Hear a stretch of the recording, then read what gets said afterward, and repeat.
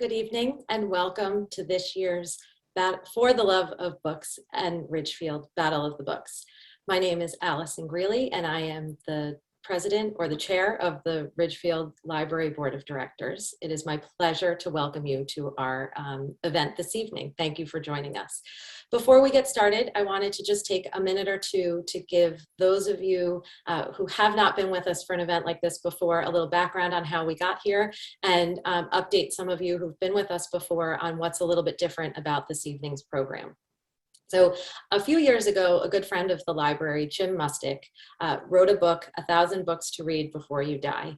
And as Jim and his wife, Margot, were traveling around doing their book events, inevitably, at least one or two audience members would take issue with the fact that Jim had overlooked their favorite book.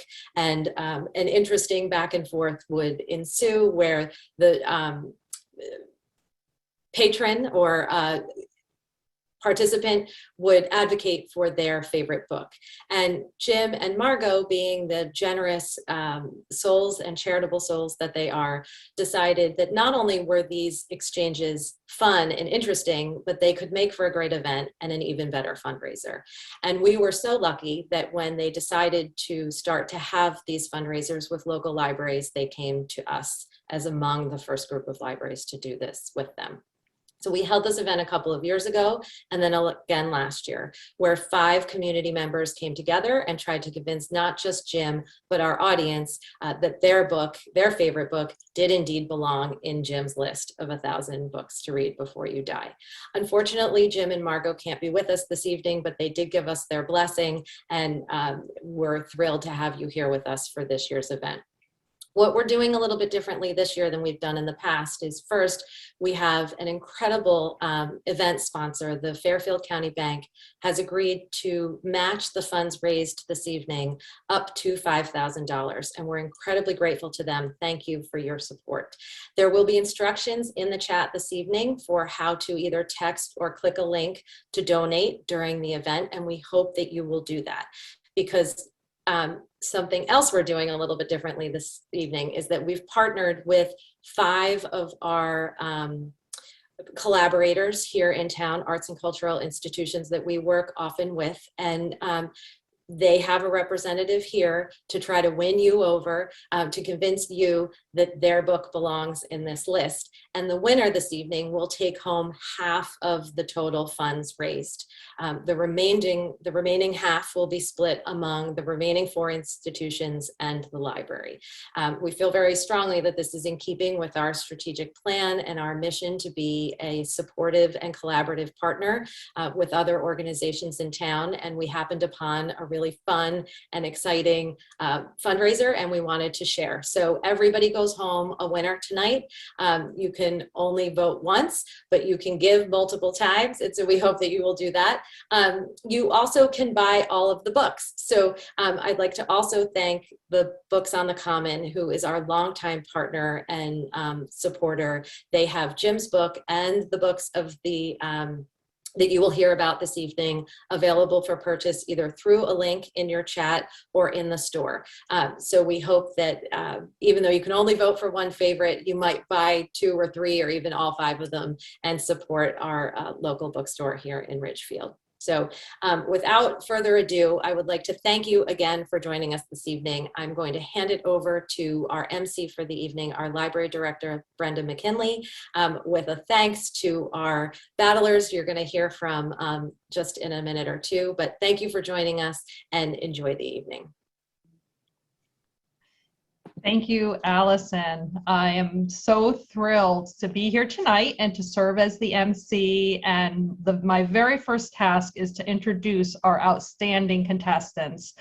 We are a library, of course, so we are going in alphabetical order by contestants' last name. So tonight's contestants are Pam Jones, battling for the Ridgefield Theater Barn; Daniel C. Levine, battling for ACT, a contemporary theater of CT; Jeffrey Morris, battling for the Ridgefield Independent Film Festival; Allison Stockel, who'll be battling for the Ridgefield Playhouse; and Grace Weber, who'll be battling for Founders Hall.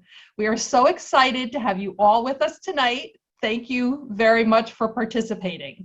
I'm going to take a moment to introduce each of our contestants, and then each contestant will have a few moments to share a bit about the nonprofit that they are representing and battling for.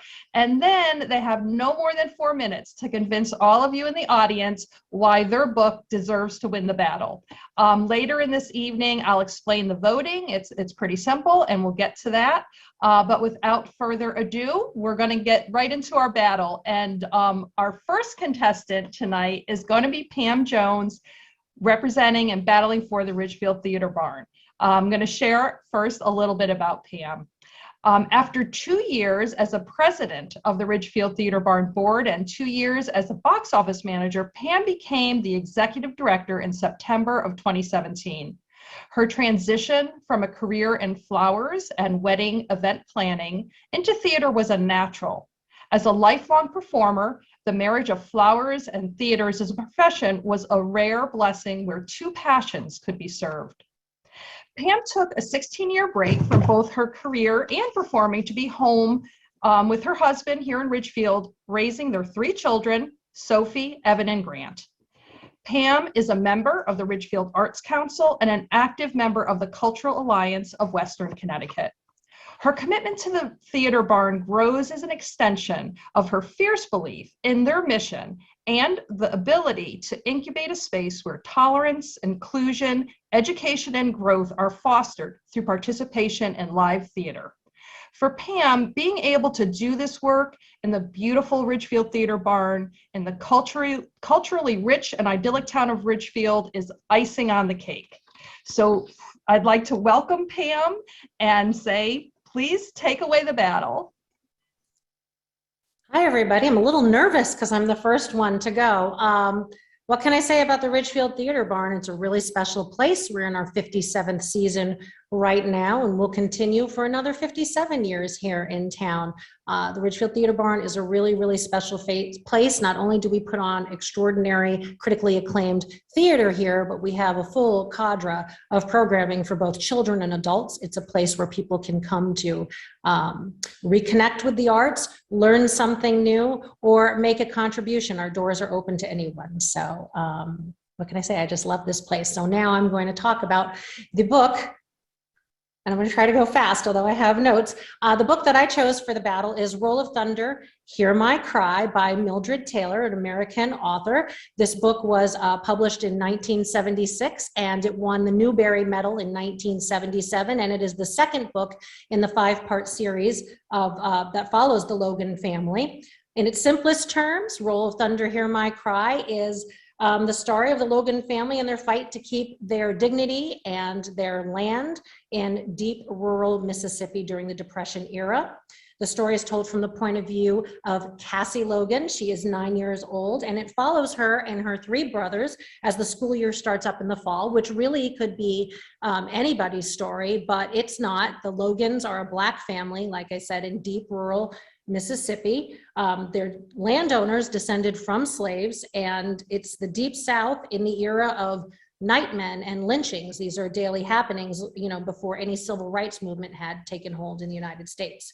Cassie's mother is a school teacher. Her father works the farm and on the railroad in the off season so that they can always pay the taxes and the mortgage on the land, which is the most important part of their legacy. And Big Ma, Cassie's grandmother, also lives with them and runs the household. Cassie is an intelligent, curious, strong-willed little girl who has her youthful innocence stripped from her as a series of events, some of them small, some of them very, very big, unfold in the story, and she can no longer be blind or shielded from the deep racism, hatred, and injustice that define Black people's lives during this time in America.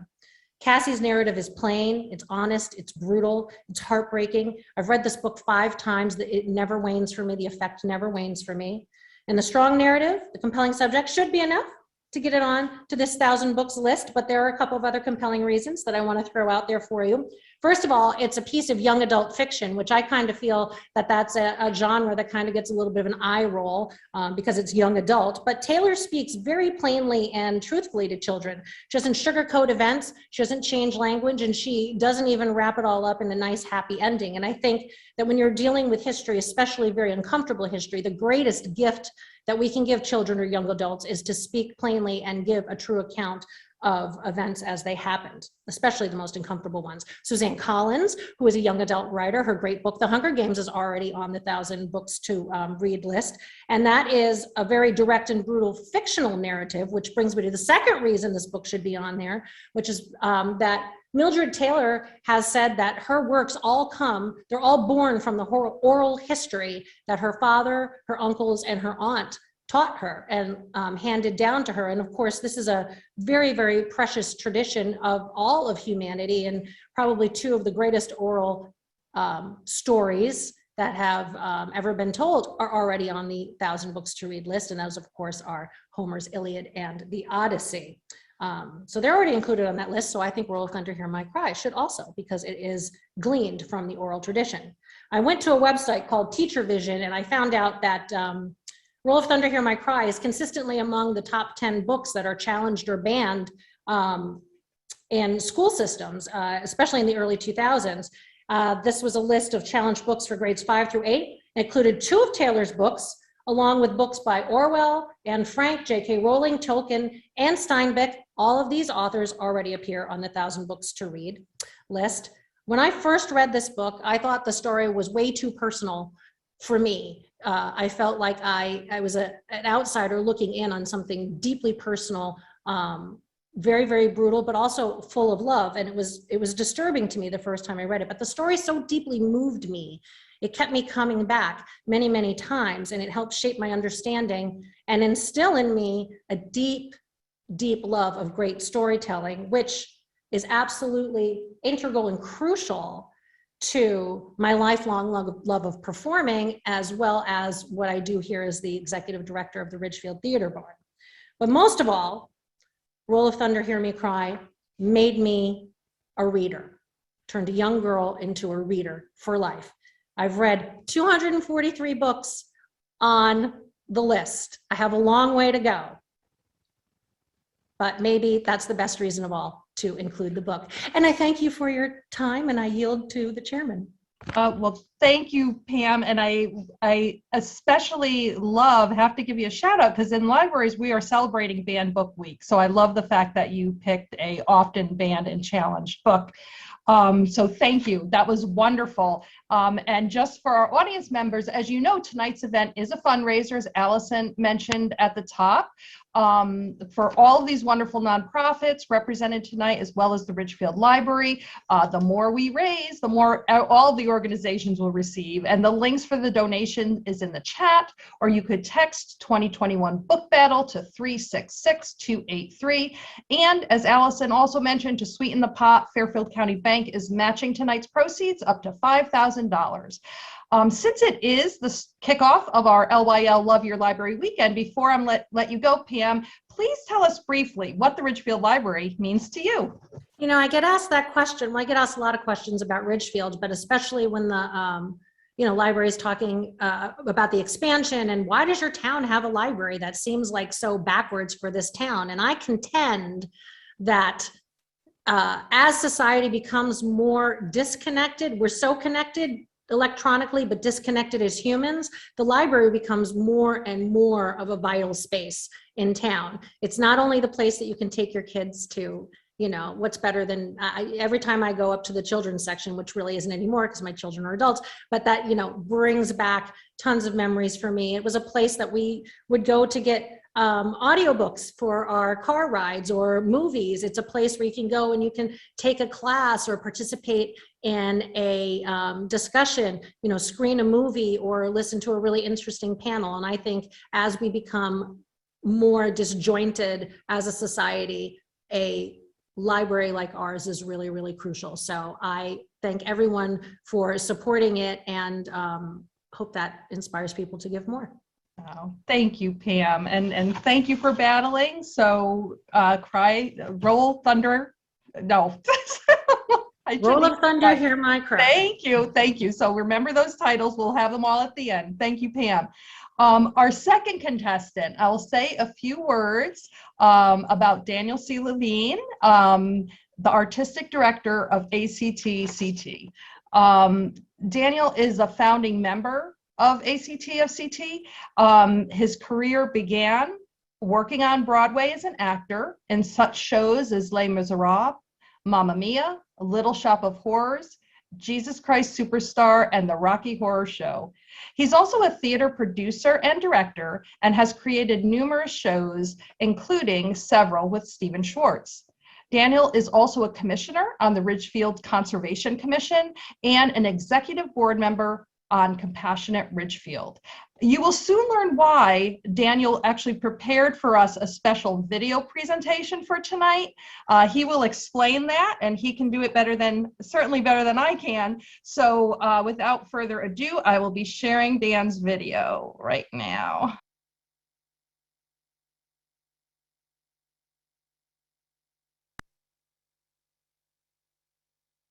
Hey everyone, my name is Daniel Levine and I am the Artistic Director of ACT of Connecticut right here in Ridgefield, Connecticut, and I'm so happy to be a part of this For the Love of Books battle.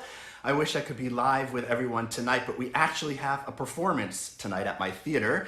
Tonight is the first preview of Smokey Joe's Cafe, and opening night of the show is tomorrow night. So right now I'm actually over at ACT welcoming back live audiences to our theater and watching a preview performance of Smokey Joe's Cafe, the musical. For those of you who are not familiar with ACT of Connecticut, ACT stands for A Contemporary Theater, and we are a not-for-profit professional equity theater located in Ridgefield. In 2018, I, along with Katie Diamond and Brian Perry, founded the theater, and we present and produce runs of well-known musicals. To date, we have presented Mamma Mia, Evita, Spelling Bee, Austin's Pride, Working, Little Shop of Horrors, Godspell, Snapshots, The Last 5 Years, and Into the Woods. In addition to fully produced main stage productions, our programming also includes a new work series, a Broadway Unplugged series, and a great theater education program. We have a fantastic board of directors as well as an incredible artistic advisory board, including Stephen Schwartz, who I collaborate with often. And in just 3 seasons, ACT has become one of the most highly respected regional equity theaters in our area. And we are just so excited to be back at it with a regular full season of shows, starting with, as I said, Smokey Joe's Cafe, followed by a gorgeous new musical called Nickel Mines, and then Jesus Christ Superstar, and then we will finish up the season with the hit musical Rent. Now, on to the task at hand, our For the Love of Books battle. Now, I have to admit, I was a little nervous when the library asked me to participate in this battle.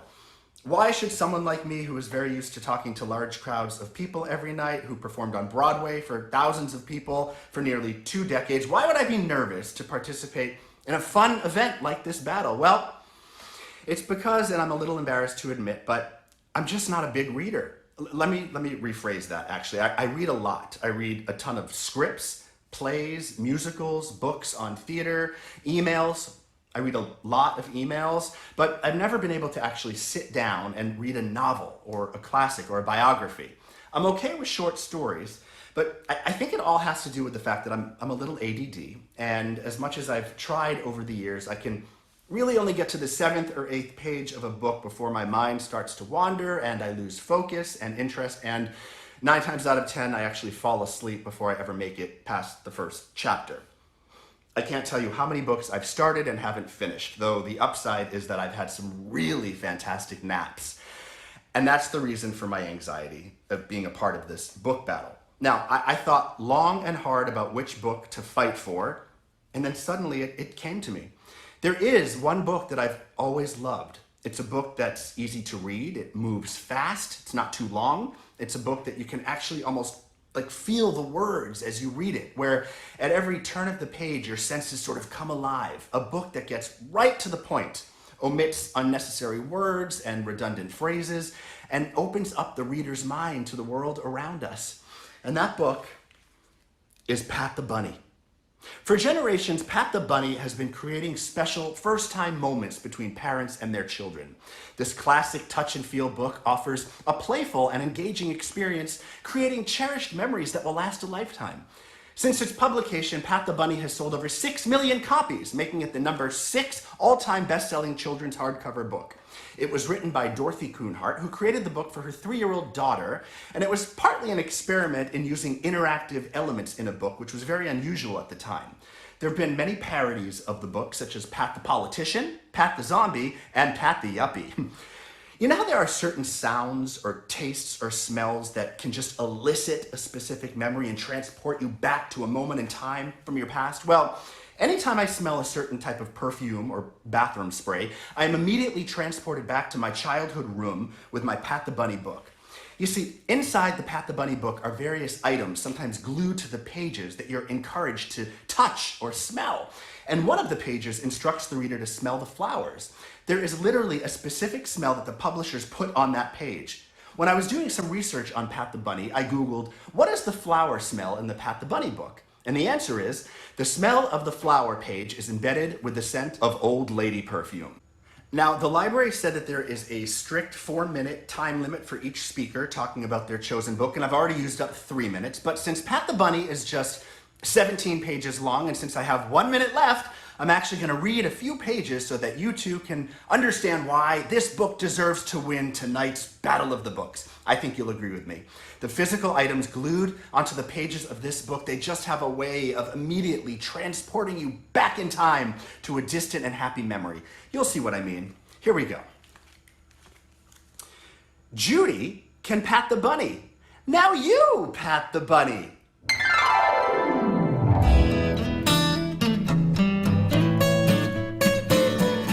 Paul can smell the flowers.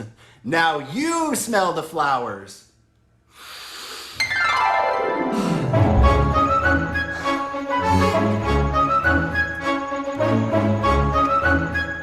Paul can put his finger through Mummy's ring.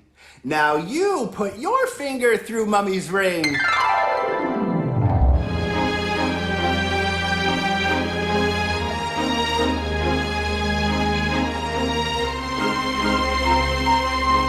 Well, I hope that I have convinced you all to vote for my choice of must-have books, Pat the Bunny. A simple, lovely, imaginative read that millions of children remember as their very first book. Thank you, and we'll see you at ACT.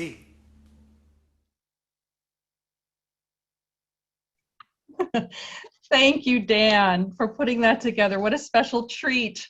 Once again, a reminder to the audience, please take a moment using the link in the chat to make a donation or texting 2021 Book Battle to 366-283. Our winner will be taking home 50% of tonight's proceeds, including ticket sales, donations, and that matching gift from Fairfield County Bank. And all the other nonprofits in the library will be splitting the other 50% 5 ways. And additionally, the books that are all being championed tonight are available for purchase along with Jim Mustick's book, 1,000 Books to Read Before You Die, at Books on the Common, Ridgefield's own independent bookseller. There will be a purchase link shared after all the books have been presented if you'd like to make your purchases online, but of course, Darwin and Ellen would always like to see you in person at the store. So thank you, Darwin, Ellen, and everyone at Books on the Common. Now it's time for our third contestant, battling for the Ridgefield Independent Film Festival, Jeffrey Morris. Comment on the screen. I'll start by saying a few words about Jeffrey. Welcome. Jeffrey is the founder and former editor of the Ridgefield magazine and currently serves as the executive director of the Ridgefield Independent Film Festival. Don't miss it. RIF starts October 7th and runs through October 10th. Jeffrey also serves as the chair of the Economic and Community Development Commission here in Ridgefield, as the race director for Ridgefield, and as the managing editor of Stansberry Research, a financial publisher in Baltimore. We're so glad to have him battling tonight. So over to you, Jeffrey. Thanks for having me. So the Ridgefield Independent Film Festival, it's a 501c3 of which I'm the executive director. It launches this Thursday, October 7th, with a party at Keeler Tavern. That's fun. The first film is a documentary about female chefs in America, and the party is a feast prepared by female chefs, so you can't miss that. We have 30 films also being screened at Ridgefield Theater Barn and at Ridgefield Library. Ellie Gravitt, she's the daughter of Broadway great Debbie Gravitt, here from Ridgefield, has a really lovely short film called Make It Easy. It's romantic and fun and thought-provoking, so I encourage you to come see that. We have films from Mexico, Iran, England, Norway, and Canada, and 3 filmmakers from Ridgefield. You can see a list of all the films at riffct.org. That's riffct.org. Individual films are $15, but you can get a festival pass for $100. So for the price of a bowl of pasta at Terrasol, you can watch 30 films and attend 2 parties. It seems like a no-brainer for such smart library people. So now on to my book. So I'm standing here in the middle of Times Square, in the greatest city in the world. Like, it's great for so many reasons. It's a cultural mecca, it's a culinary monstrosity, it's a financial powerhouse, and most important, it's a historical gem. So how many people have been in New York City? Raise your hand. Wow, so almost everybody's been. So think about everything that happens on Manhattan Island. The talent, the wealth, the drama, the giant buildings and bright lights, all this on a tiny sliver of land. In fact, at 22 square miles, it's only 2/3 the size of Ridgefield. While it's known for Wall Street, Broadway, Uptown, and Downtown, its great legacy is its early history. While America is known as the great melting pot, admired around the world as the nation founded of and by immigrants, if it were not for Manhattan Island, this may not be the case. The island and its settlement by the Dutch predate the Pilgrims and certainly America itself. And Russell Shorto's The Island at the Center of the World captures the mesmerizing history of this tiny place that has an oversized influence on the world. When the book came out a few years ago, the New York Times said, astonishing, a book that will permanently alter the way we regard our collective past. The New Yorker said, Shorto's book makes a convincing case that the Dutch did not merely influence the relatively open, tolerant, and multicultural society that became the United States, they made the most significant contribution. So a short summary is, the Dutch colony predates the original 13 colonies, yet it really seems strikingly familiar. From the beginning, the island settlement was cosmopolitan and multi-ethnic, and its citizens valued free trade, individual rights, and religious freedom. Their champion was a progressive young lawyer named Adrian Vanderdonk, a forgotten American patriot whose political vision brought him into conflict with the famous Peter Stuyvesant, the tyrannical leader of the land. The struggle between these two strong-willed men laid the foundation for New York City and helped shape American culture. This book has helped spark a reappraisal of the Dutch colony by historians. It's taught in college and high school history courses, and it's also led to a new awareness among the Dutch of their role in shaping American and US history. It was the inspiration of a 4-part documentary. It's been optioned for TV series, and a stage musical is in the works.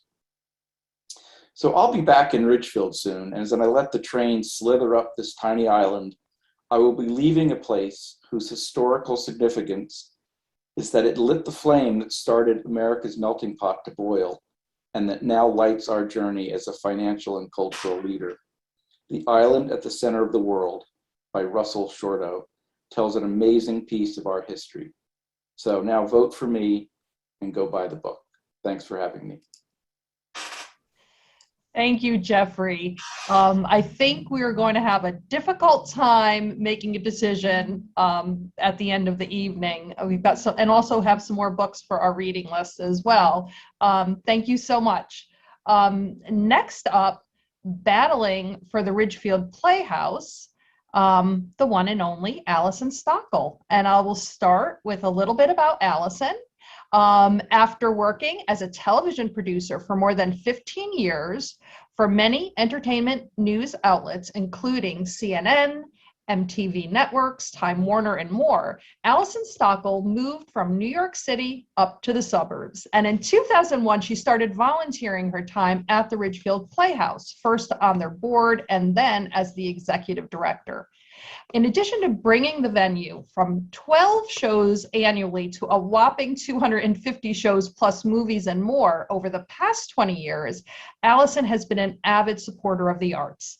She sits on the board of directors for the Ridgefield Symphony Orchestra and is a sponsor for ACT of CT, the Ridgefield Theater Barn, and a member and supporter of the Aldrich Museum. Allison also donates her time and financial support to many other organizations, including Sphere, Ability Beyond, RVNA Health, the Women's Center of Greater Danbury, Hillside Food Outreach, and Ridgefield A Better Chance, where she and her family have opened their home as a host family for 3 RABC scholars over 10 years. I am thrilled to turn it over to Allison's hands here to hear about her, a little bit more about the Playhouse and about her book. Thank you. I hope you can all hear me. It keeps telling me my internet is unstable, so we'll see how this goes. But thank you. Yes, I am Allison Stockel. I'm the executive director of the Ridgefield Playhouse.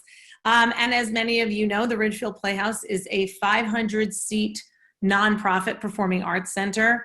We present, as Brenda mentioned, more than 250 performances annually from rock, jazz, folk, Broadway and cabaret, comedy, dance, theater, opera, movies, and more. The Ridgefield Playhouse hosts more than 100,000 patrons annually.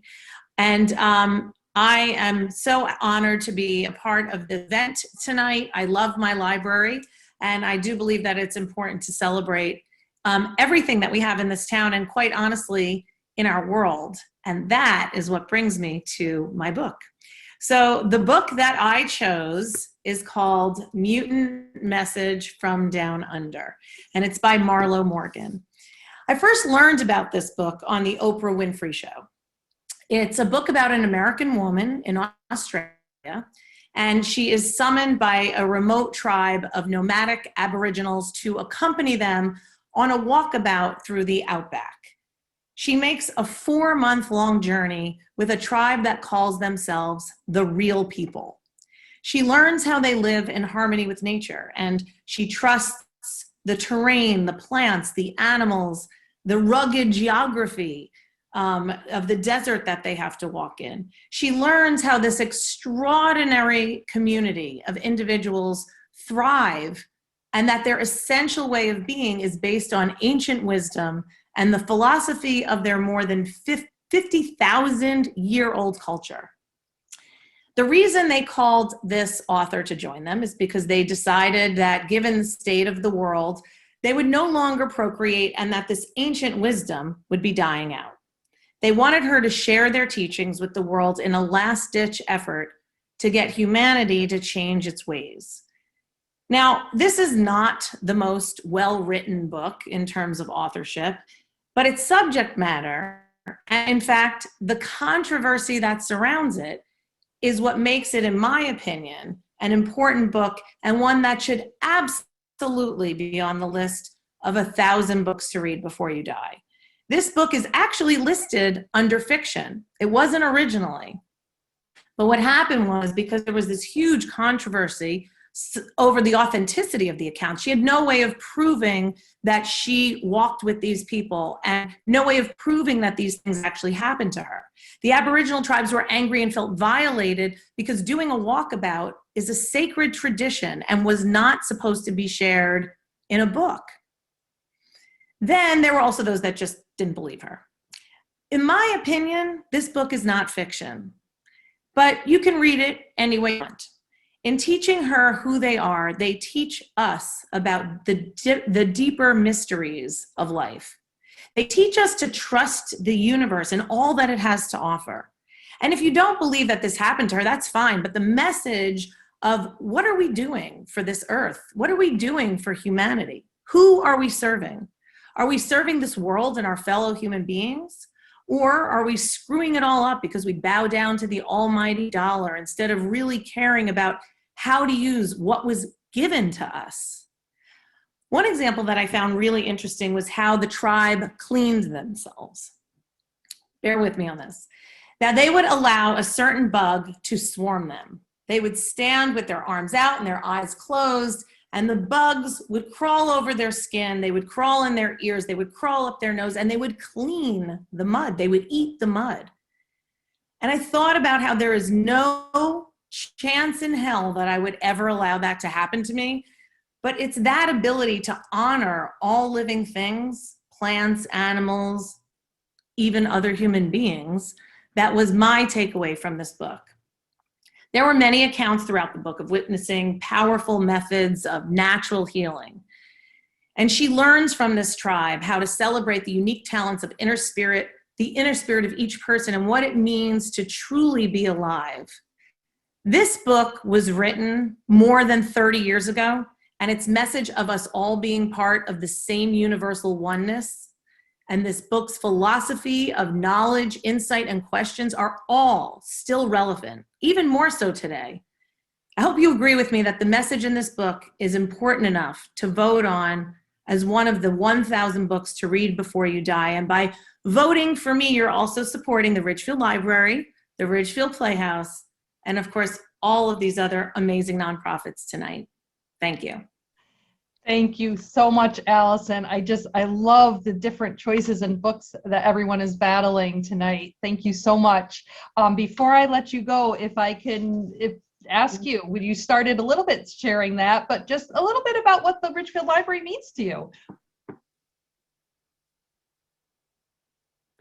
So, I was thinking about this because the library to me it's the great equalizer. It doesn't matter what your background is. It doesn't matter where you come from. It doesn't matter how much money you have. This is a place that everybody can go to learn, to read, to grow, and that to me is everything. Thank you. We all feel so passionately that way as well. So I thank you so much. Perfect sentiment for our Love Your Library weekend. So once again, everyone, let's keep those donations coming in with thanks to Fairfield County Bank for the match of tonight's proceeds. And thanks to all of the organizations that we keep hearing about, one more to go, for bringing so much to Ridgefield. Let's thank them with a nice sum to take home at the end of the evening. So please click the donation link or text 2021 Book Battle to 366-283. So now, time for our fifth and final contestant. Please join me in welcoming Grace Weber, who is battling for Founders Hall. First, a little bit about Grace. Grace Weber moved to Ridgefield from the Chicago area in 1998. And since joining as the executive director at Founders Hall in 2003, she has thoroughly enjoyed the many wonderful members, instructors, and staff who all make lifelong learning at Founders Hall so much fun. Grace graduated from the University of Notre Dame. She and her husband, Mark, enjoy time with their 4 grown children and 8 grands. Grace, I'm going to send it over to you, so take it away. Thank you, Brenda. Hello, everyone. So Founders Hall is dedicated to educational and physical fitness programs for today's active seniors in a warm, fun, and stimulating atmosphere. For more than 3,300 members, we offer fitness classes to stimulate the body, academic classes and speakers to engage the mind, art classes to nurture the soul, hobby and craft and sports to broaden interest, events and friendships to warm the heart. Most importantly, at Founders Hall, our members are valued at a time in life when this group is often marginalized. Thanks to amazing donors, members can walk through the door to a warm welcome and be embraced by fun, inspiration, and passion. We are never too old nor too young to find life inspiration. Although there are so many worthy candidates, I have chosen to champion Miss Rumphius by Barbara Cooney.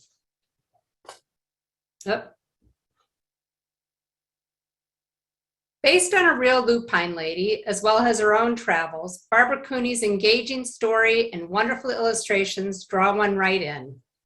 Among the themes that Cooney carries throughout the book are independence, friendships, beauty in nature, and life inspiration. As a young girl at her grandfather's knee, Miss Alice Rumphius is inspired to travel the world and live by the sea. And her grandfather challenges her to make the world more beautiful. Alice lives an intentional life. An independent young woman, Miss Rumphius strikes out on her own, moving away from family and the community she knows. Quite an unusual step in the time that this book was set. Miss Rumphius takes on the life of service as a librarian. How very fitting as we celebrate Ridgefield Library this evening. Alice pursues adventures as she travels the world from a tropical island to snow-covered mountains. I'm trying to share these beautiful illustrations with you, so bear with me.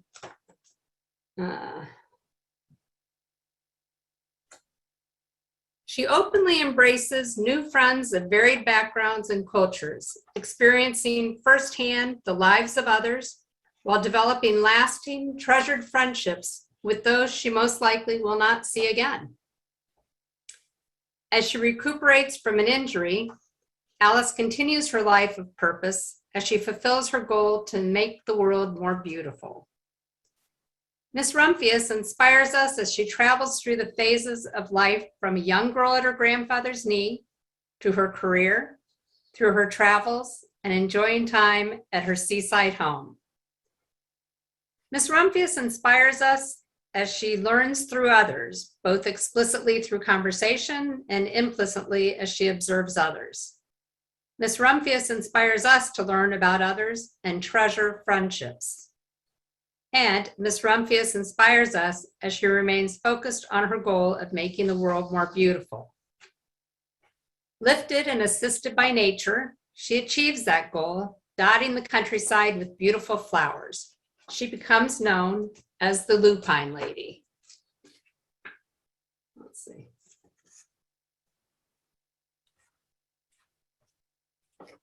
As Alice ages, she continues to inspire her great niece and community children as she shares the tales of her adventures, friendships, and commitment to make a difference in her world. Some may feel they are beyond picture books. I know that Dan Levine does not. I believe we are never too old to enjoy the simple and elegant way the story unfolds succinctly and beautifully on the pages of this book. Whether or not you have a lap full of children to share the story with, I hope you will find joy and fulfillment in achieving life goals and dreams, as did Miss Rumphius. Thank you, and please consider Miss Rumphius. Thank you, Grace. That was beautiful. It is a beautifully illustrated book. Also, before I let you go, if you just share briefly what the library means to you. So we all know that Ridgefield Library is a town treasure. The facility is incredible. The staff is amazing and always so willing to be of assistance. The library has been a terrific partner for Founders Hall since we opened 19 years ago. They come in for a monthly book discussion, which is a favorite of many of our members. And what a wonderful source for movies. And we all look forward to the annual roundup of great summer reads that the staff puts together for us each June. Right along with all of you, I love Ridgefield Library. Thank you, Grace. And thank you to all of our contestants. So once again, dear audience members, please help us add to the total that our winner and all the other organizations will take home tonight. The link for donations is in the chat, or you can text 2021 Book Battle to 366-283. We've heard 5 wonderful books being championed tonight, all of which can be purchased through Ridgefield's own Books on the Common. There's also a link for buying books in the chat. But as I said, Ellen and Darwin would love to see you in the store, so shop often. Next, I'd like to ask our contestants to come back. I think we all agree that each deserves a virtual round of applause, a standing ovation really, for all that they do for Ridgefield, and for agreeing to be contestants tonight, for taking that leap and helping the library to kick off our annual LYL Love Your Library weekend. So please, in whatever way you can, our thanks and kudos to all of tonight's contestants. Thank you very much. And now comes the moment of truth, the voting.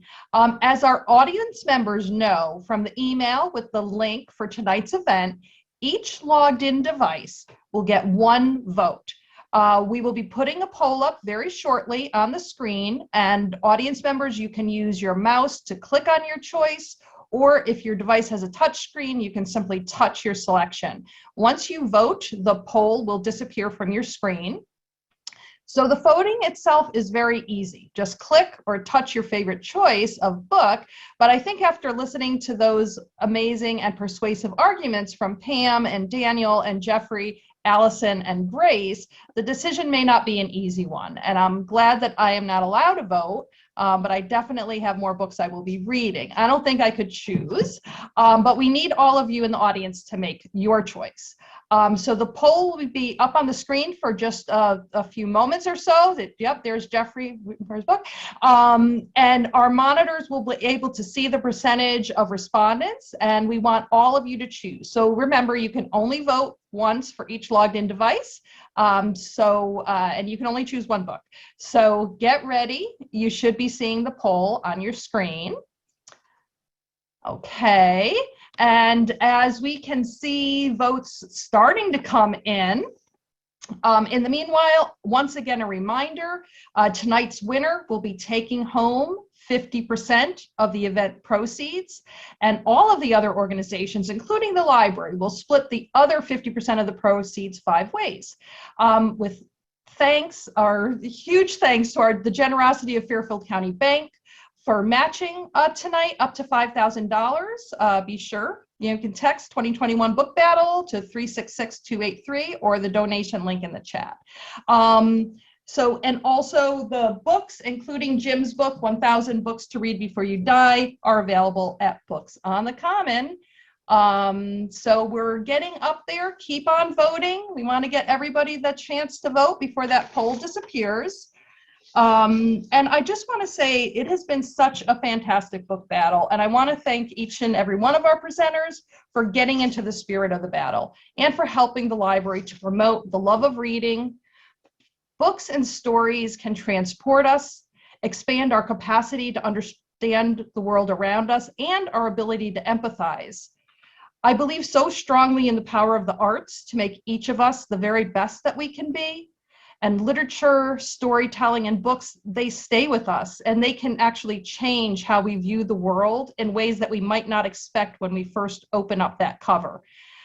It could be a little scary, but it's always worth the leap. I also want to add my thanks to Jim and Margot Mustick for their blessing to carry on with our Battle of the Books tonight. Jim will be signing a copy of his book for the winner from tonight as well. And Jim's book, 1,000 Books to Read Before You Die, is truly a love letter. Okay, so it is a big love letter, but a love letter nonetheless to the power of literature. And Jim's insights throughout can say it all so much more eloquently than I ever could. So thank you so much. I think we are getting close to ending the poll. I'm waiting for just a little text on that. It's never too late to please get your vote in. Just click or touch your screen. And of course, you can keep on making donations. So I think the poll is getting turned off right now. And then I am just waiting to hear about the winner. So, oh my goodness. I will wait to hear about that because it looks like we may be really close on this. This is really, really close. So let me see if the judges back there are going to give me an answer. And thank you, Brenda, for hosting tonight. Absolutely. It has been fun. You get a round of applause too. Oh, thank you. Thank you. I'm going to need a judge, need a call. Let me see. Technology. Here we go. All right.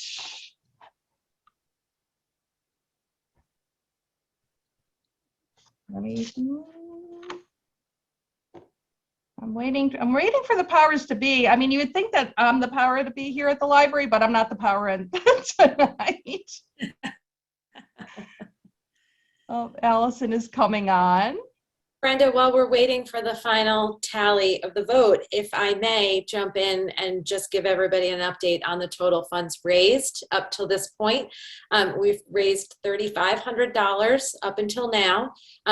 The fundraising links will remain open for 2 hours after the event closes. So for everybody who's on the call tonight, you can cut and paste these links and you can text them to your friends and supporters and fellow board members and anybody you want to help them or to ask them to help us raise that pot up a little bit higher, at least to get to the 5,000, so we get the full match from the Fairfield County Bank and we can all enjoy in sharing as much as we can of the earnings. So while Brenda's working behind the scenes, I would just like to say thank you again to our panelists, and also that it strikes me every time there is more than one of our arts and cultural or nonprofit organizations together around a table, how lucky we are to live in the town we live in.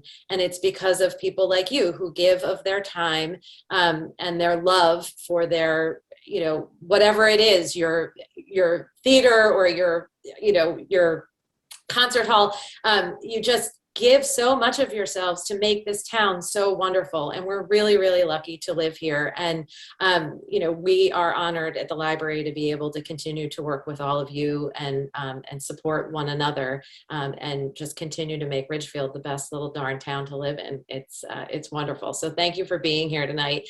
And I'd also like to just say that it struck me how much fun it is to see all of you a little bit differently than in your normal roles, and to learn a little bit more about what inspires you and has informed you, and to see what books you pick and hear why they touched you the way they did. So thank you for sharing so much of yourselves with us this evening. And so as I'm gabbing away, we're up to 3710. So let's keep it up. Let's get us up to 5. But again, the links will continue to work for 2 hours after we conclude here. So Brenda's back. Okay, I let her take it from here. And you will soon learn why I disappeared for a little bit. This is incredibly interesting. We have a 3-way tie. And I cannot believe it. So Island at the Center of the World, which is Jeffrey's book, Mute and Message Down Under, which is Allison's book, and Miss Rumphius, which is Grace's book, are in a 3-way tie for the beginning, for the winning. So what we decided is that each of you will do 25% of the proceeds, and then the library and the theater barn and ACT will split the other 25% 3 ways. So that way, we'll get Jim to sign a couple more copies so you can all get your copy of the book. And I think that's the best way to handle it. I just cannot believe it was a 3-way tie, but I think that shows that, and the others were not far behind. Everyone was getting votes. It was very, very close voting. So that's amazing. Well done, everyone. Very excellent choices of books. Thank you. I'm going to get, they all sounded interesting. So thank you, everyone. Thank you, audience members. Thank you, Fairfield County Bank and Books on the Common. Allison G., I'm going to turn it back over to you. I think you kind of have done a little bit of the wrap up, but if there's anything else for you, and I'm just so excited and pleased. Thank you all so much. We keep ticking up, 3750. Let's keep going, people, and get it to 5 so we can all maximize our earnings this evening. Thank you again for joining us. This was a lot of fun, and we look forward to seeing you again next year.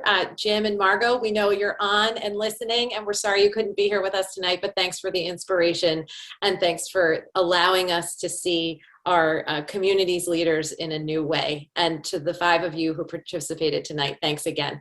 Everybody, Thanks, Allison. Good to see you all. Good to see nice to see you too. Thanks for being here, everybody. Good to Have a Thank see good you. evening. This was Thanks to fun. the library. Thank you, library. And congratulations to everybody. Thank you.